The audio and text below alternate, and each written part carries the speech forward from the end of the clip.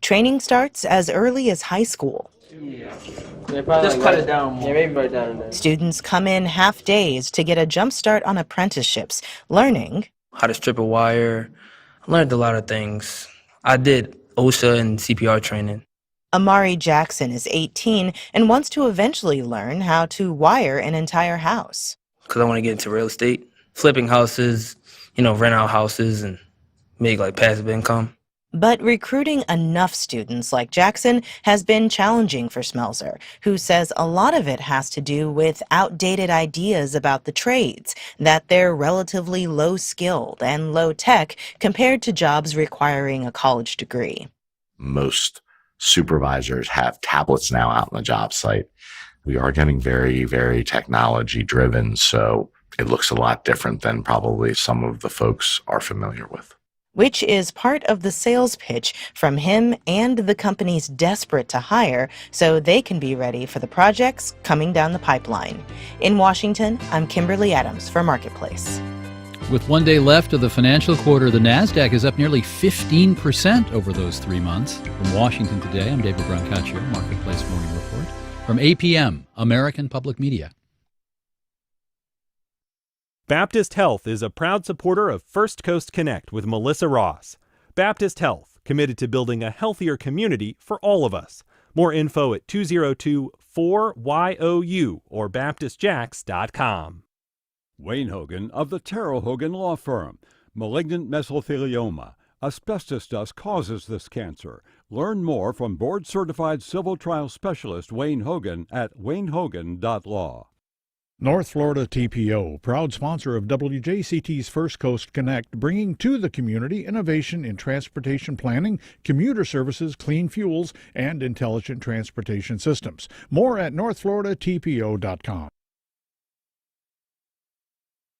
This is WJCT News 89.9 in Jacksonville.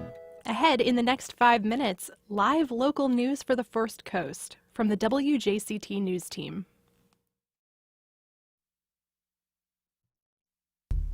It's the biggest stories from the week.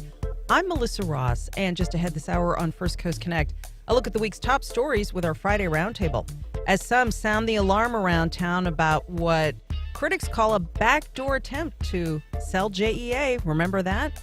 The city gives up on fighting new political maps and looks to settle, and the USS Orleck is on the move. Those stories all ahead with our Friday Roundtable. Then later in the hour, we'll tell you why a flock of flamingos is flapping its way into the Cummer Museum gardens.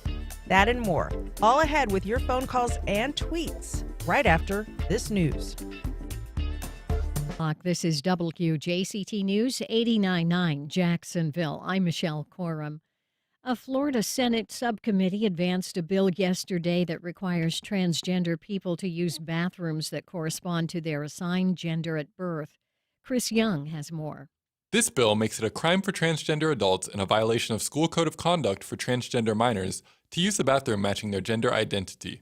The sponsor of Senate Bill 1674, Republican Senator Aaron Grahl, also sponsored the 6-week abortion ban. At the end of the day, there are just places where we should be comfortable to do the business that needs to be done in those spaces. Abdila Skier spoke on behalf of ACLU Florida against the bill. Laws to protect the public from violations of privacy and physical harm already exist today. This bill has the sole purpose and impact of targeting transgender people and forcing them to use a bathroom they're not comfortable in. Minority Democratic leader Lauren Book had many concerns about the bill's enforcement. Are we not creating a bathroom patrol where people can stand and create and call law enforcement, in creating very dangerous situations for trans individuals? The bill was voted favorable and is advancing in the Senate. I'm Chris Young. Georgia lawmakers have agreed to a $32.5 billion state budget that will pay full tuition for all college students receiving a Hope Scholarship. The spending plan for the fiscal year that starts July 1st also includes $2,000 raises for all state employees and public school teachers and $6,000 pay hikes for some law enforcement officers.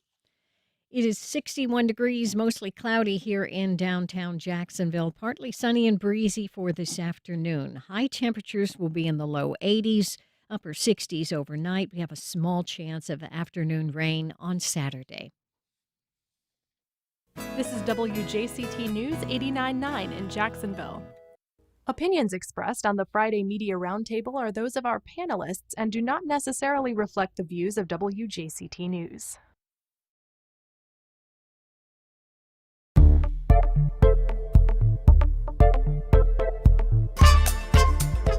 City officials speak out about what some call a backdoor attempt to sell JEA.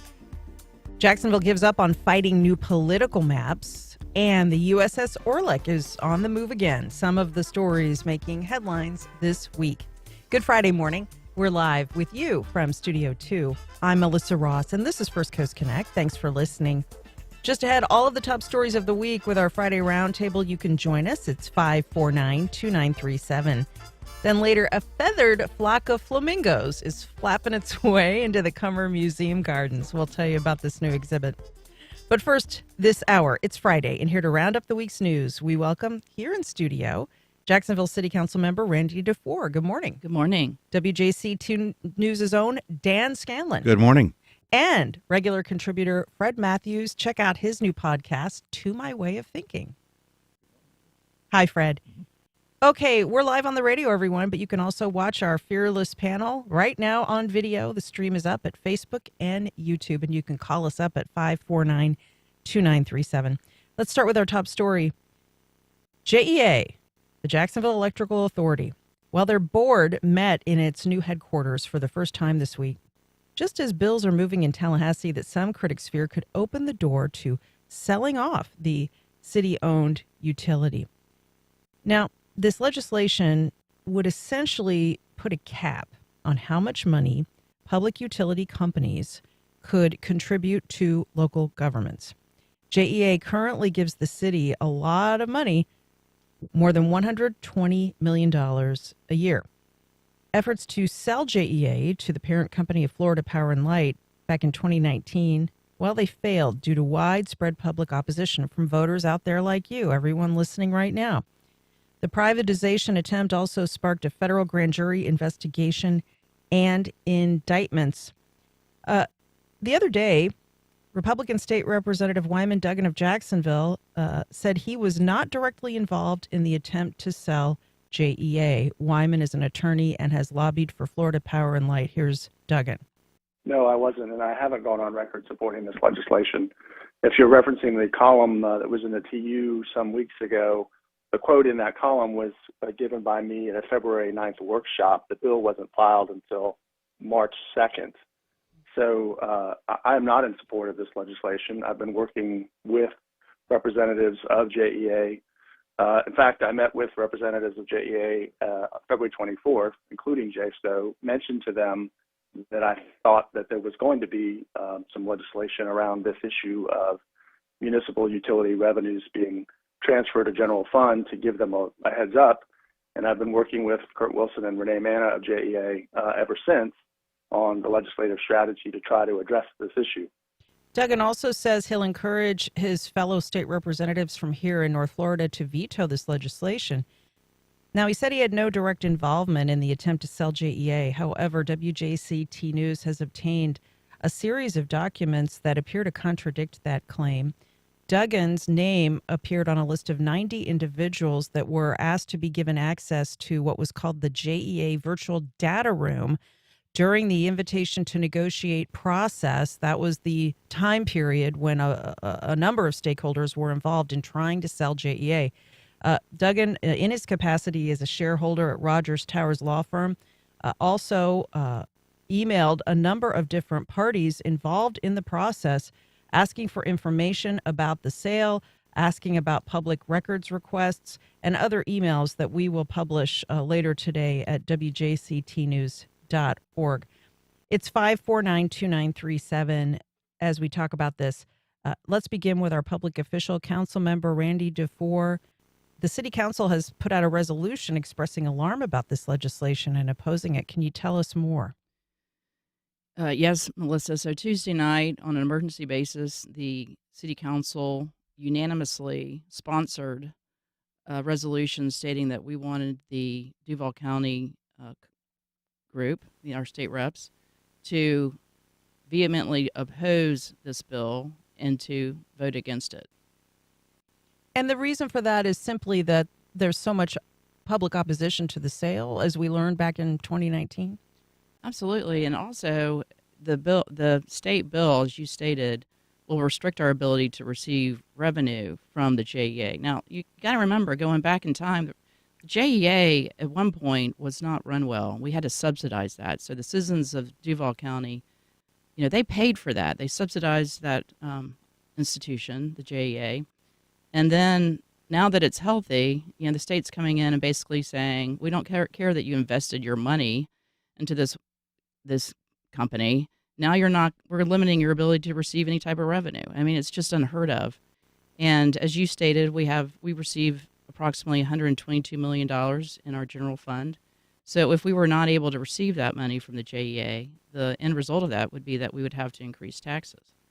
Supporters of this legislation, including Wyman Duggan, who appeared on this program the other day, as I mentioned, said that it's more targeted toward a utility in Gainesville, which is in debt, and that JEA would be held harmless, would not be at risk of being weakened in terms of softening up the beach for a sale. Can you respond to that?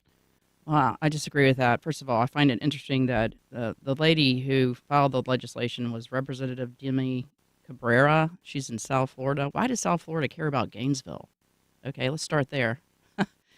And no, I think it's... She's also received donations from the parent company of Florida Power and Light to her political action committee. I wouldn't doubt that for a second.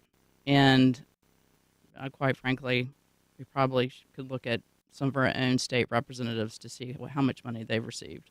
What's your reaction to Representative Duggan's comments? He is now encouraging his fellow lawmakers to veto this bill. Emails made publicly available show that he was intimately involved in the attempt to sell JEA on behalf of his client, Florida Power and Light. Yeah, I don't... to be truthful, almost every law firm in this city was involved in that sale. They represented somebody in relation to that sale. So, I don't think there's any reason why he shouldn't have stated that he was involved, because he was not alone. There were lots of people. There were a lot of hands in that matter, and it's 5492937. Dan Scanlon, this is an ongoing story, not only in terms of the legislation in Tallahassee, but the fact that it sparked a federal grand jury investigation in Jacksonville, and the former CEO of the company, Aaron Zahn, is going to trial. He and another former executive are under indictment. And it's not done yet. Obviously, the City Council, the Special City Council Committee investigating the JEA reformed, and Councilwoman DeFore has talked about this at a news conference. They came up with some complaints that they filed to the Ethics Commission, and so it is still a live and living beast. Some may say, well, that was 2019. No, it's still alive. There's still complaints. There's still issues, and now these revived concerns. And we may have a new city council and a new mayor by the time this thing gets going, but I think the public opinion is still there. We don't want to, as Randy says, we don't want to sell our utility. And the JEA of late, I'm sure we've all noticed, has been doing these feel-good ads on TV, the centerpiece of which is community-owned in big letters on your screen. It did come up in the primary for the mayor's race, Fred, attack ads on the local airwaves, particularly allegations made against former candidate Leanna Cumber, who's also on the city council, that she and her husband were involved tangentially in the initial privatization effort. At the same time, now that we're headed to a runoff election between Donna Deegan and Daniel Davis, there have been allegations made that Davis had involvement in the attempt to sell JEA through his role at the Jacksonville Chamber of Commerce. And so is this an issue that has any salience in this May runoff, or will people be more interested in other issues? Well, it depends upon what the answer is going to be in Mr. Davis's ads. I think we all had expected his ads to have debuted by now.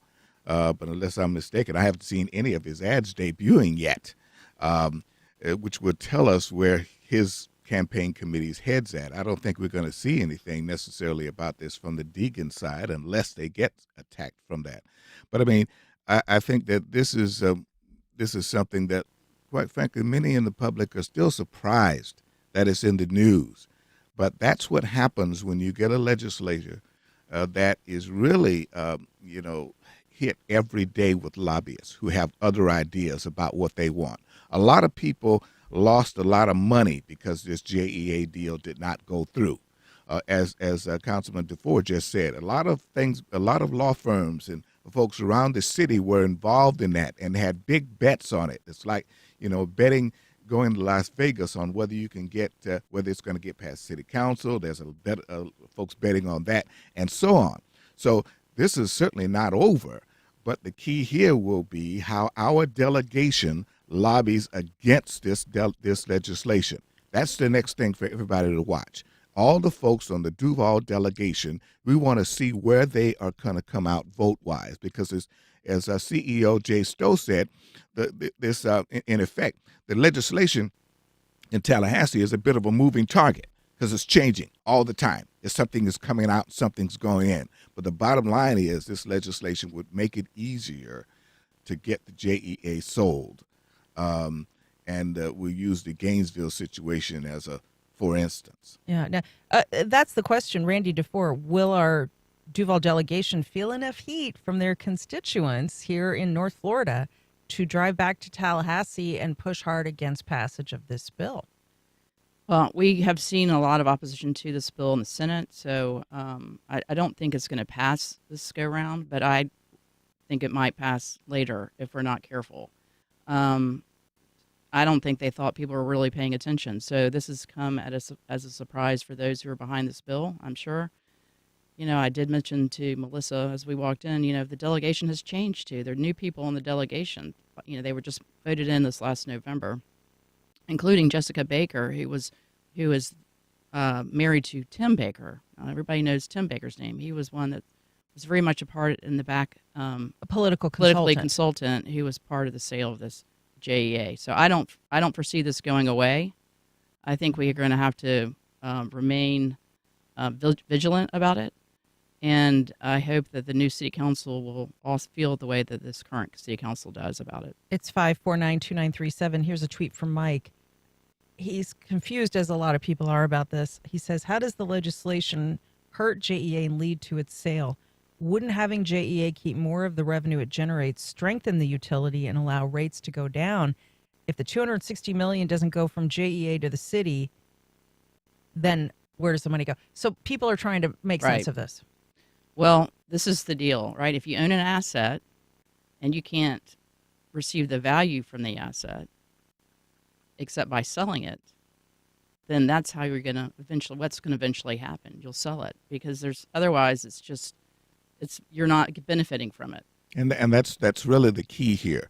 By downgrading, if the legislation would stay the same, by downgrading or capping the amount of money that JEA can contribute, or that the city can ask JEA to contribute to it, you downgrade that asset. And the idea here is that if the city of Jacksonville isn't, quote, benefiting from having a JEA, then why not? Why don't we sell it and we can get a ton of money for it right away? That's the long-term thinking. But this is about more than that. It's about more than that, and the public just has to stay aware of what the more than that is. It's not just what we see. Wasn't that profit motive back in 2019 the big statement that we're going to get this wonderful amount of money from the sale that we can now use in the city? Yeah. And the counter argument was, but we're getting money every year versus one lump sum. Let's keep that every year donation coming versus one. That was the two-sided argument. Yeah, and then of course the indictments stem from not just the idea of the sale itself, but the former CEO and a few other people concocting a scheme to essentially line their own pockets in the event of a sale, pocket a lot of money for themselves out of a sale. That was the thing about it. I mean, the golden parachutes that were all planned for all the chief executives at JE, all of that planning was in play and ready to go. and here some other folks come and screw all that up. Pardon my French. Mess all that up with this idea. No, we can't sell it. So this is a big deal for a lot of lobbyists, for a lot of legal firms, and quite frankly, for FP&L. And JEA is already and facing. we should disclose they are an underwriter Right. on this station, by the way, FP&L. But before we move on, Randy DeFore, Florida Power and Light has been at the center of a number of political corruption scandals in Florida in recent years. And you could argue the merits of having a private investor-owned utility supply your power or a publicly owned one. But this is a story that's so much bigger than Jacksonville and our utility, because the utility giants in this state do have enormous power over the legislature through their lobbyists, and they have been involved in political corruption scandals that are in other parts of the state. That is true. They've been caught up in scandals concerning dark money. We even know that they were part of Nate Monroe being followed, and they surveilled columnist Nate Monroe. That's correct. Among many other things. I think there's probably a lot more that they have done that hasn't been proved. I think that FP&L is a very patient company.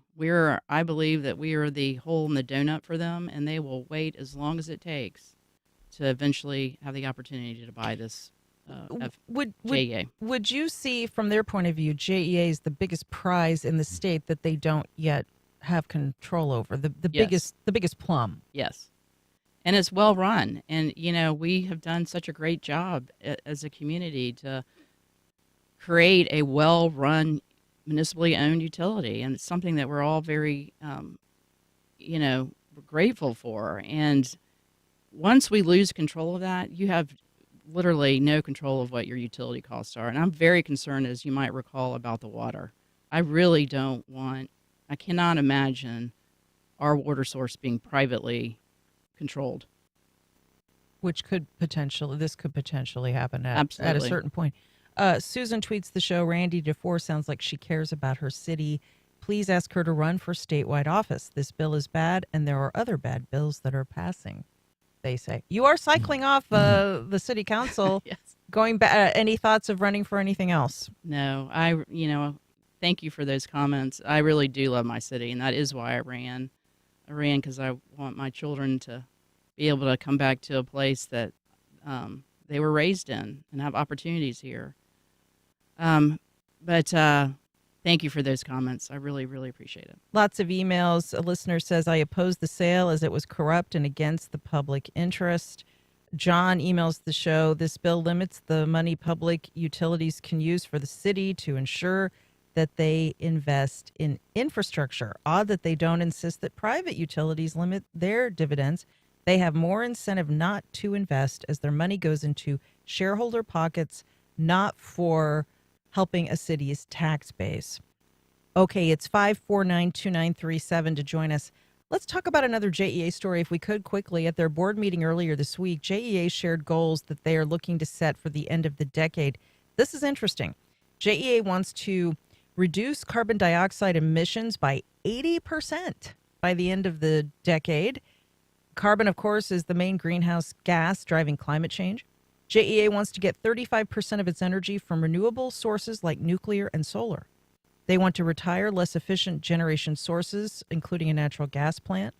They want to power all of their facilities with 100% clean energy and offset rising demand for electricity with energy efficiency programs. JEA going pretty green, Dan Scanlon, according to these aggressive goals. Well, I have to wonder about that natural gas plant. I'm only aware of one off Phillips Highway, which is a jet turbine facility that's fairly new and was opposed by neighbors who were afraid of having jet engines screaming near their homes.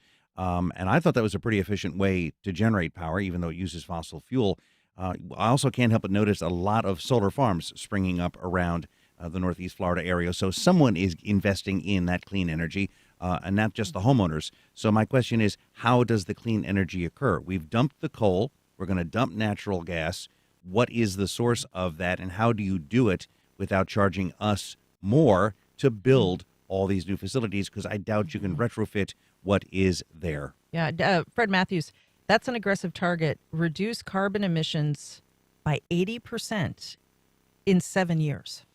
Well, given the number of solar farms that are coming up, one that always catches my eye heading to heading to Tallahassee, just after you pass I-75, if you look to your right, there is a huge farm there.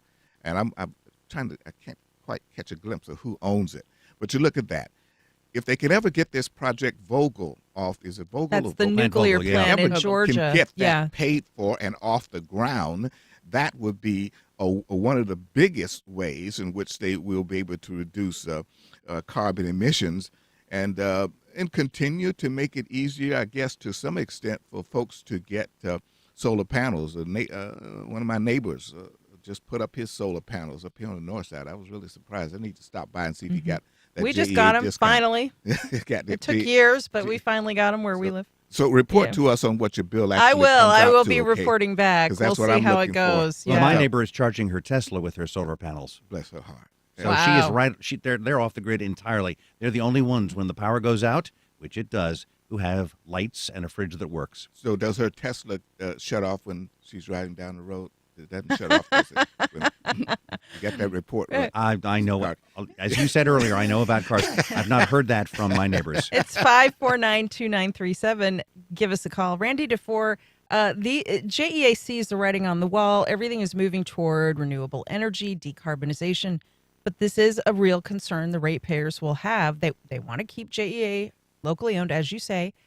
They're also not big fans of a huge increase in their electricity bill, which that'll be a difficult path for this utility and all utilities to navigate. You're correct about that. And I think some of that is coming from possibly federal taxes that may occur if we don't get more green, the carbon emissions in particular. But the Vogel plant will help a lot of that. And it's supposed to come online, I believe, soon. I think they're supposed to be on. I've heard that too. I believe they're actually testing it right now, right, so it's functioning. I think that, this is an achievable goal, and it needs to be done in a way that it obviously doesn't hit the pocketbook of our constituents.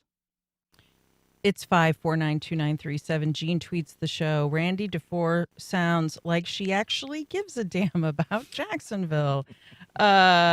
He goes on to say, Jacksonville invested in JEA when it was not profitable, and now that it's profitable, Florida wants to take it away, he says.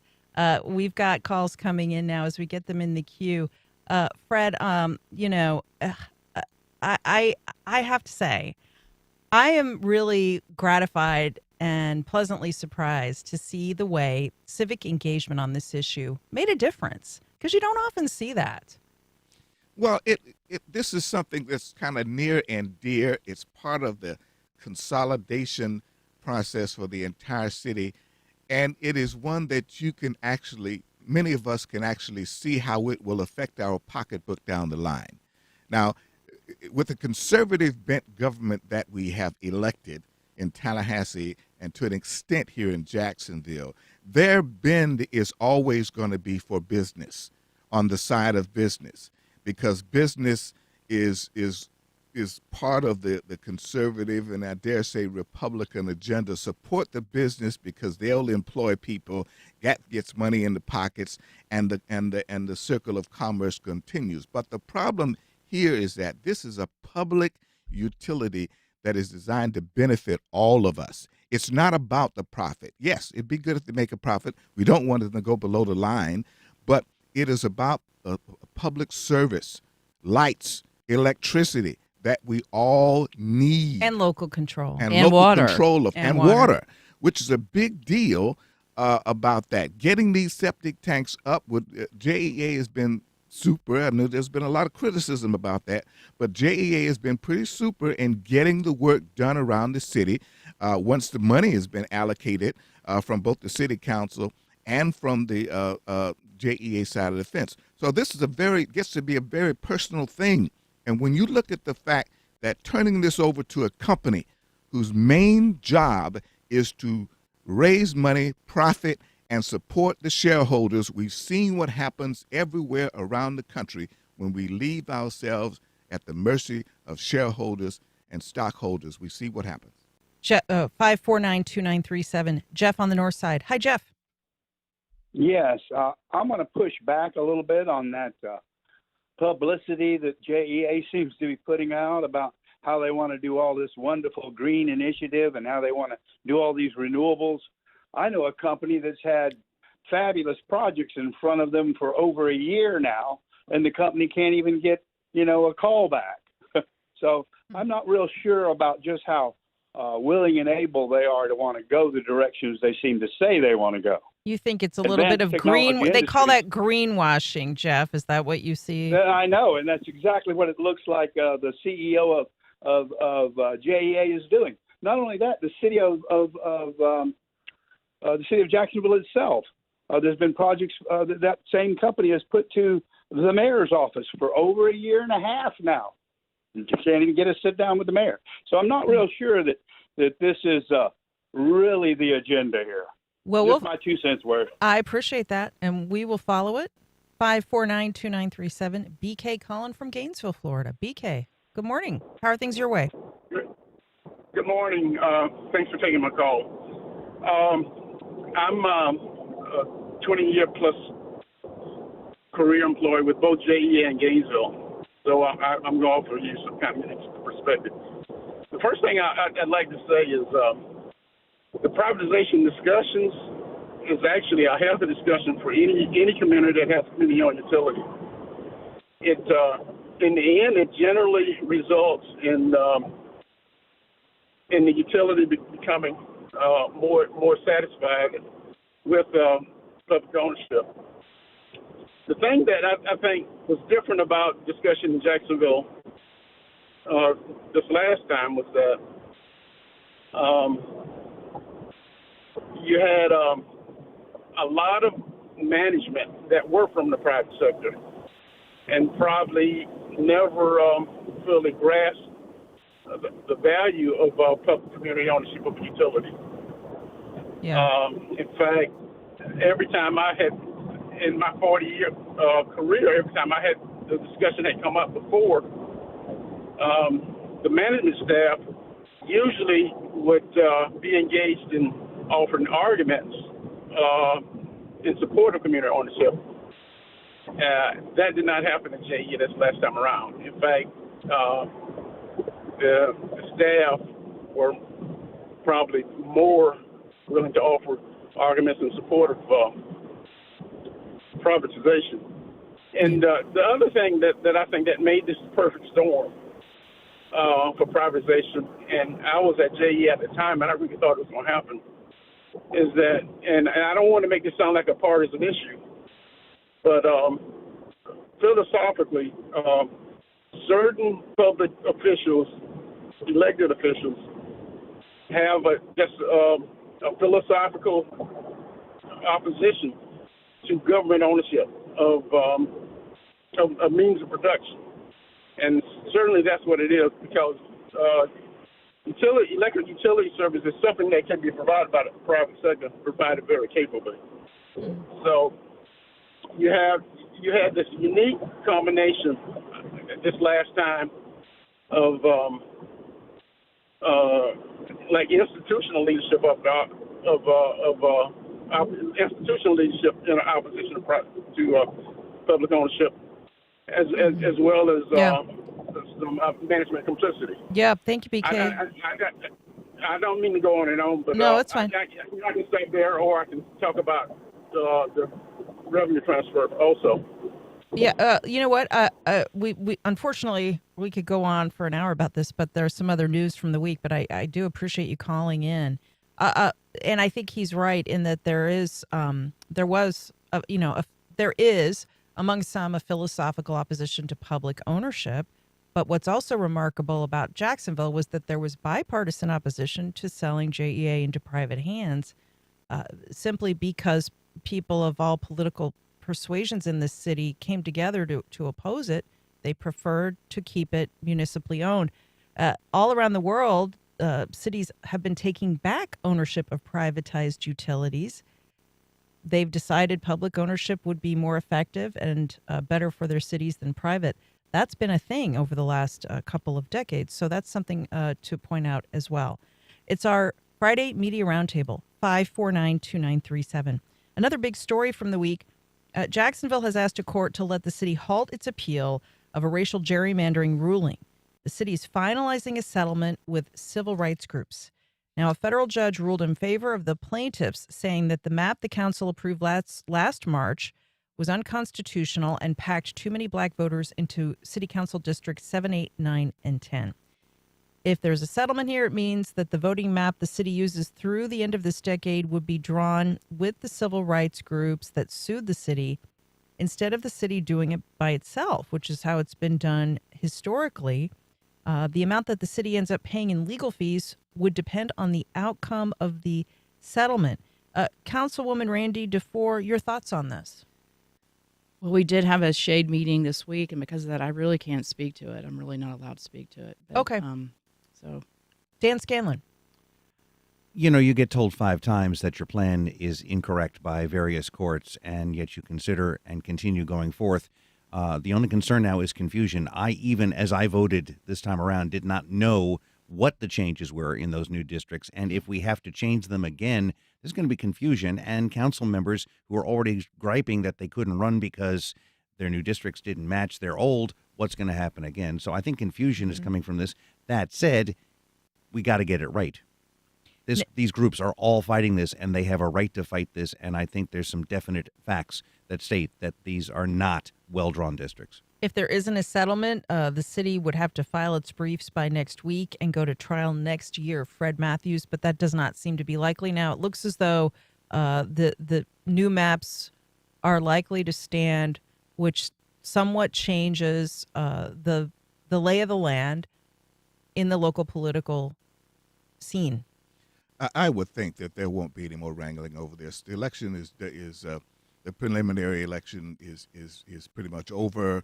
I did figure out who my councilman was going to be, a council person was going to be in the end. I think most people did. This might have also contributed to the extremely low turnout that we had for this. Hopefully it'll be somewhat higher, but I don't think it's going to be that much higher for the general election. And again, the only thing I think the city council members should be discussing is how much they're going to pay the lawyers, how much they're going to pay the lawyers for the plaintiff, and how much, because they got to pay the city's attorneys have got to be paid. So it's a question of how much are they going to pay the plaintiff's attorneys. That should be the only thing they're wrangling about. But as far as these lines and all of that, that's pretty much settled. And in terms of just black and white, the two major races in Duval County, although we do have a significant Hispanic population, but they don't quibble over race as much as the blacks and the whites do. The issue is fairly well settled. We had 2 at-large black councilmen here who played into that, plus the 4 majority black districts that were there.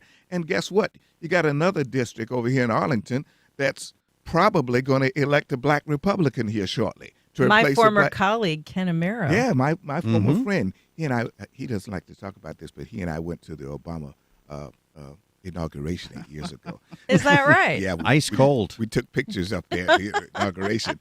But yeah, all I want to know is if Ken is seated on the Jacksonville City Council, is he going to continue to wear his bow ties? Of course. Sure. That is the question. He's 70 Which years old. I'm pretty sure the answer is yes. I mean, that's the key, is that they should only be arguing on how much they're going to pay the lawyers, both them and the plaintiff. The lines are pretty well settled, and the issue of whether you're going to have X amount of blacks representing, that's kind of settled. But basically because of the way the election turned out and the way folks are voting. They're not going to have, no one's having any problem voting Terrence Freeman in for a second term. And nobody had any problem if he had stayed. He probably could have got a third term as at-large councilman. So I think that adds to it. It doesn't say they're going to vote liberal. It just says that here's the division, here's what you have, and I think we can go forward. There's no point in having another wrangling over there. That's what I would expect. All righty. I want to talk about this for a minute. 2 historic buildings have a date with the wrecking ball in Jacksonville, despite public outcry and attempts to save them. One is a building in La Villa owned by Captain Sandy Yawn. She's a star on Bravo on Below Deck Mediterranean. They're demolishing this building. She wants to build a restaurant on the site. It's a loss for historic preservation advocates who've been trying to save what's left of La Villa's older architecture. Now, another building in the Talleyrand area that looks to be headed to the wrecking ball is the historic former Ford Motor Company factory. This plant is almost 100 years old. And so, Randy DeFore, let's begin with the one in La Villa. Captain Sandy Yawn of Below Deck fame. She wanted to fix up the building and open her place in the current structure, but she said it was going to be too difficult and too expensive. I just think it's so short-sighted. We people are looking for a quick return on their investment, and they're not seeing the long, the long view of it, if you will. And I think people actually go to places, historic buildings. I think that it becomes a destination, right? If you redo a historic building, I personally would rather go to one of those than to just an average building. So I think they're missing the mark on this. I think they're missing the mark on that one and the other one. Yeah, this building that's going to be demolished was one of the last remaining structures in what used to be La Villa's red light district. Picture 100 years ago, saloons, nightclubs, live music, ladies of the night. That's what it was 100 years ago, and it was a vibrant place that drew people from across the Southeast. It was called the Harlem of the South. This building was one of the only still left standing from that time. Dan. Well, remember the Ritz Theater. It used to be an actual historic theater that sat there, and it sat there, and it sat there, and finally it had a fire. It never got rehabbed. The only part of the Ritz Theater I think that is left now is the facade. As to the Ford plant, that was the only major car maker plant ever built in Florida. It built Model Ts and Model As. There have been attempts for decades to try to get it refitted as a cruise ship terminal, as a shopping market. It's a huge building. It is a huge building, and it is literally designed by the same guy who designed all of Henry Ford's original plants. The problem is, back in the 60s and 70s, people were throwing rocks at it from the Matthews Bridge, and now part of that dock is collapsing. It would cost a ton of money to rehab. That said, I have toured it multiple times with historical groups. It is an amazing piece of history that could be an open-air market. It could be anything you want, but you'd have to put a lot of money into it. And then, being historically mandated, you'd have to keep it the way it is. That's right. A lot of restrictions, and it is difficult to adaptively reuse these old buildings. That said, Fred Matthews, other cities that have managed to do that with some of these structures, they get a lot of foot traffic, they get a lot of tourism. They are drivers of economic development when done right. Well, everybody can't move the fire building like they did down there at the old shipyards. Every building can't be moved to another location and saved.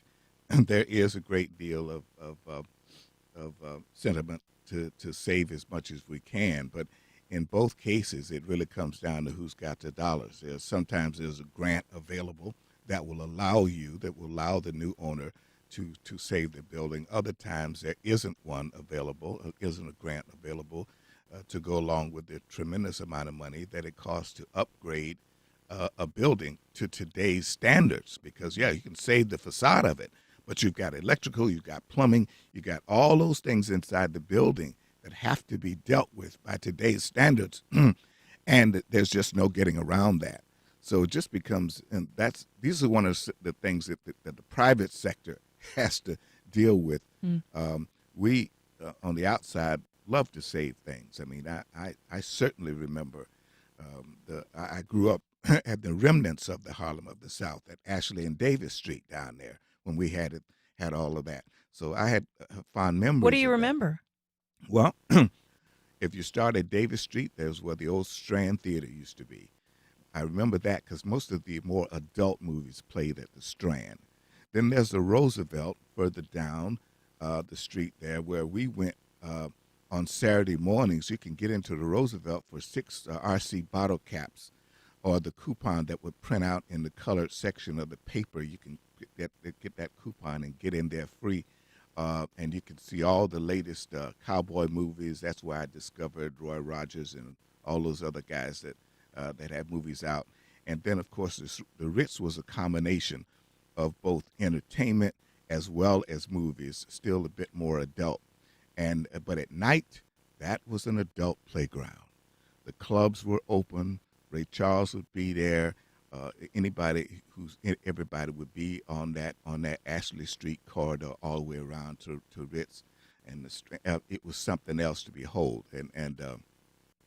So it has a lot of sentiment there in that particular area. And of course, when you move down to what do you call it, Nob Hill, down near 8th and Jefferson, that's where all the rich black folks stayed. My doctor, the only guy who would birth black children at that time, there was only two, Dr. Shell and Dr. Washington, were the only two doctors that your black folk could go to, especially if you're going to give birth. And they had big mansions down there. The McDonald's.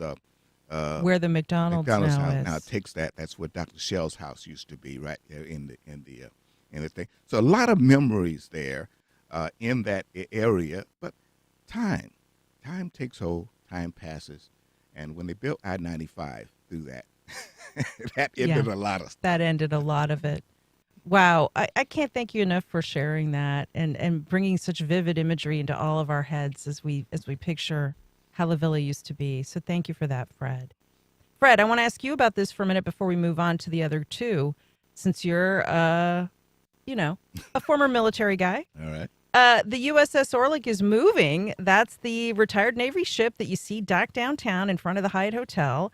Now, they want to move the ship to a pier across the street from the Jacksonville Sheriff's Office. That will eventually become the district known as Shipyards West.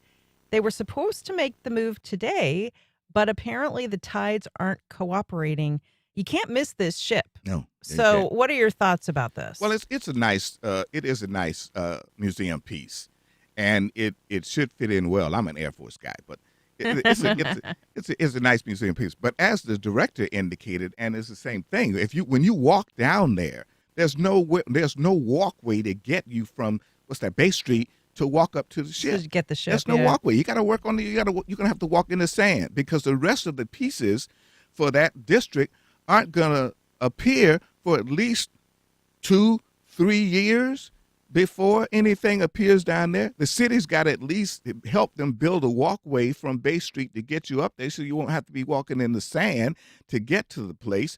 That pier still ain't safe from my eyes. Randy DeFore, the idea is to move it near what we anticipate will be a new Four Seasons Hotel and other attractions.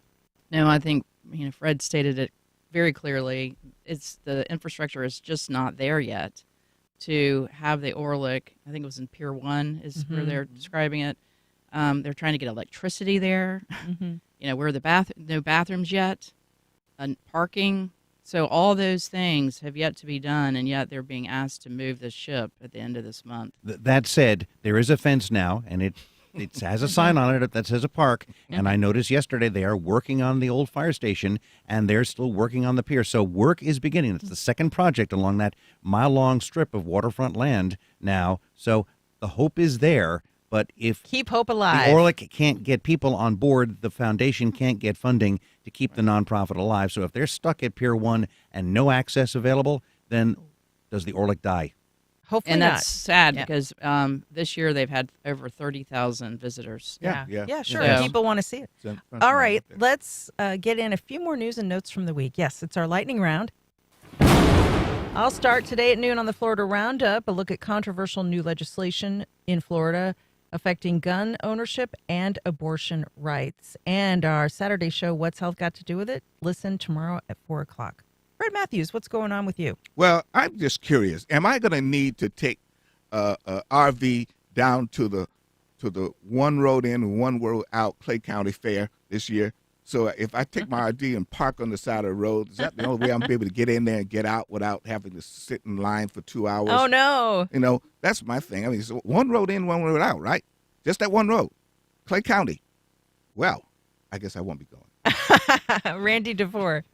Well, last night we celebrated Ortega Elementary's 100th birthday. So happy birthday to Ortega Elementary. Nice. And Dan Scanlon. And the Norman Silent Film Studios in Arlington, the only one of its kind left in Florida, a full complex. They got the city renovations almost done. They're going to hold an open house soon, and by summer, It should be open, and it is a piece of Jacksonville history that looks wonderful compared to what it used to. So that's a piece of historic preservation that worked. And I would encourage everyone to read your story about it at WJCTnews.org. It's really interesting stuff. So thank you all so much for being here. Fred Matthews, Randy DeFore of the City Council, and Dan Scanlon of our own WJCT News. Thank you. Thank you. Thank you. And in a moment, a flock of flamingos landing at the Cummer Museum of Art and Gardens will explain in just a few minutes. Keep listening. This is First Coast Connect on 89.9. We'll This week on Science Friday, studying the possible climate impact of sewage plants. That waste that comes into the plant, that carbon has to go somewhere, and anaerobic conditions produce methane. Why estimates of methane emission may be way off. That's on Science Friday from WNYC Studios. This afternoon at 3 here on WJCT News 89.9. In Nashville, victims are remembered and the police are praised for their response to yet another school shooting. Starbucks union fight comes to Congress, and Chris Christie takes his gloves off in New Hampshire. Truth on both sides of the aisle has become negotiable. I think we need to have candidates again who are just going to tell the American people what they need to hear. The biggest stories from the week next time on 1A. Today, starting at 10 on WJCT News 89.9.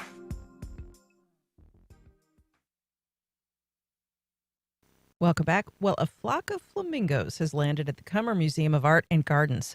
However, these are no ordinary birds, but actually topiaries. And they're really beautiful and unusual. You really need to go check this out. Patrick McRae is the Doolittle Family Director of Gardens and Horticulture for the Cummer Museum, and he's here now. Hey, good morning. Good morning, Melissa. Thanks for having me. Good to have you. So this is called Flamboyance, a topiary menagerie. The first exhibit of its kind in your gardens? It is. It's the first time that we've ever done a horticultural exhibition at the Cummer Museum, and I think it is an incredibly exciting and new direction for us. It really is. These are flamboyant. You just showed me some pictures. Can you paint a picture in the minds of everyone of what these flamingos look like? Sure. We have 50 of these flamingos all across our gardens, and they're about 5 feet tall. Their necks are wrapped with a type of moss called reindeer moss. Mm-hmm. And they're sort of pink and purple, and then their bodies are filled with sphagnum moss, a different kind of moss. And we planted each of the flamingos with 50 begonias, and they're going to grow amazingly beautifully, and they'll be flowering pink flowers for the next 3 months. And they are wild looking, and it's really fun and whimsical. And brand new. You've never had an exhibit like this in the garden itself. That's right. Right. The Cummer Museum is very well known for our exhibitions in the galleries, but this is the first time we've done one in the gardens. So it's a new thing for us. It's very, very exciting, and I think it's going to bring us into brand new territory. This was your idea, right? You pitched the idea? I did. I pitched the idea to our CEO, Andrea, and our chief curator, Holly. So you went in and said, we need to put pink flamingos in the gardens. well, I saw the exhibition on Instagram from another botanical garden in California, and I thought it was maybe my third or fourth month working at the museum, and I was thinking, what should we do in the gardens? I know I want to make them more lively. I want to change kind of the dynamic and the way that people think about the gardens. And I saw this photo on Instagram of a weird flock of flamingos, and I thought, wouldn't it be fun to do that here? And I pitched the idea to Andrea and Holly, and they were totally thrilled with it. And I thought, well, now we've got to figure out how to do this. Right. And the rest is history. That was about 6 months ago. What could be more Florida than pink flamingos? So Yes. how did you do it? How did you create them? It was a real labor of love for me and for my team. About 6 months ago, probably, we finally signed a contract with the Franklin Park Conservatory in Columbus, Ohio. That's the organization from which we borrowed the flamingos. They came to us on a semi-truck, palletized, and then we had to build a special purpose-built semi-permanent greenhouse, which we housed the flamingos in. We planted them with the begonia plugs. Each one gets 80 or 50 to 100 tiny little plugs of begonias. Mm-hmm. And then we had to keep them warm for the cool nights in the wintertime. And they started to grow, and they have just filled out, and they're looking beautiful, but it has been a huge amount of work. And but it's going to be worth it. I can tell you that. It is so worth it. Yeah, and you got a little help, I guess, from the Late Bloomers Garden Club, which is a great group. They're an amazing group of people, and they really helped out. That these flamingos, I was worried about how long it was going to take to plant each one. One of the estimates was that each flamingo would take 10 hours to plant, and there are 50 of them, so you can do the math. That's an awful lot of time. And so I asked the late bloomers if they could supply some volunteers, and they sent some people over and helped us to plant the flamingos. And that was about 8 weeks ago, and I'm just so grateful because they really saved us. Nice. Now, the flamingos all have names. Tell us about the names and also your community naming contest. Well, we wanted to find a way to engage the public. And so we offered the opportunity to adopt and name each of the flamingos. And 48 of them are now adopted. We have what we call our community flock stars. These are flock stars. Isn't that cute? Cute. So these are these people who decided that they wanted to become involved with the exhibition and support the exhibition. And so they adopted them and they gave them creative names. The final 2 flamingos are, one of them is going to be named tonight at our opening night reception. That'll be auctioned off, and that'll be a lot of fun. And then the last one is going to be named in partnership with Visit Jacksonville. And there's a community naming opportunity. If you go to visitjacksonville.com, you can submit your name ideas, and those will be selected by the Cummer Museum, the final 50th flamingo. Does it have to be a really weird, odd name, or could you just say Freddie? You could say Freddie, but if you say Freddie, I don't know that we're going to choose that one. I know, that's the thing. The more creative, the better, for sure. But the public gets to vote on naming the final flamingo, right? Anyone can vote on. How do they do that at your website? They go to Visit Jacksonville. Oh, at Visit Jacksonville. Yep, okay. Yep, and then there's a form there to submit name suggestions. Now, this is also a celebration of the art of topiary, pruning and shaping plants into creative forms, using the steel frame and then putting the flowering plants over it. This dates back to ancient Greece, this art form. Yeah, the art of topiary dates back thousands of years, and it's a way of displaying control over nature. But topiary can also be sort of whimsical and fun, and it can have a sense of humor. And that's kind of what this exhibition is about, is really the silliness of gardening. And flamingos are very silly, and these look very silly, and they're organized in our English garden and our Italian garden in these 2 vignettes that once you come to visit, you'll see that they're very different, and each tells a sort of silly, fun story. And more at cummermuseum.org. People can come see the flamingos and a lot of other stuff you've got planned this year. And a lot of other stuff. And tomorrow is the opening day of the exhibition. We're free tomorrow thanks to Citibank. It's Citibank First Free Friday. Free Saturday. Getting the days of the week confused. And I think we're going to have a whole lot of people, and it's going to be a lot of fun. Go see the flamingos for free tomorrow at the Cummer. Patrick McCrae, Doolittle Family Director of Gardens and Horticulture at the Cummer Museum. Congratulations. Thanks, Melissa. I appreciate it. Have fun with it. Thank you. And thanks for listening. Thanks also to our team, David Luckin, Heather Schatz. I know she likes pink flamingos. Brendan Rivers, Isabella De Silva, Michelle Coram, and our theme music by Club de Belugas. People have been asking. That's who does it. Drop us a line anytime at First Coast Connect at WJCT.org and join me and my co-host Danny Rivero today at noon. Health and the North Florida TPO.